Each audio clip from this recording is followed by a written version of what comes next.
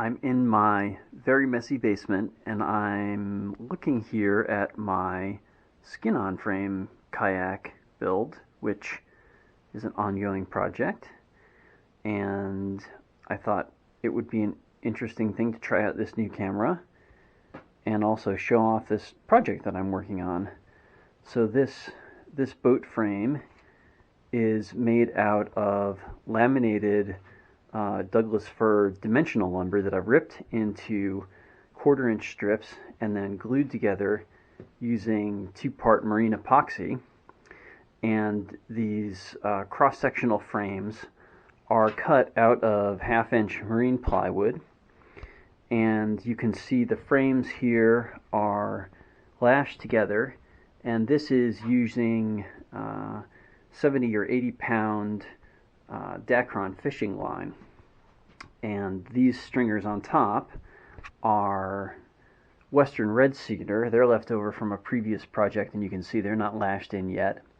I have a sort of experiment going on here with the floorboards, which I'll eventually sit on if they work out. These are also lashed in, and this part of the project isn't completed. This is why there are all these loose ends. This will all get cut away if this works, but the seating floorboards might be lashed in. And let's see, you can see here that the stern is not yet completed. So this is the stern plate or the stern stem, and that will get placed in here and lashed in, and there will be some lashings that will go there at the joint between the keel and the stern plate. These chines will also get laced in here, get lashed in, and then the gunnels, the shear will get lashed in also at the stern plate right here. Ultimately, that's the next piece of the project. And then the other thing that's going to happen here is these joints, I will reinforce them with marine epoxy.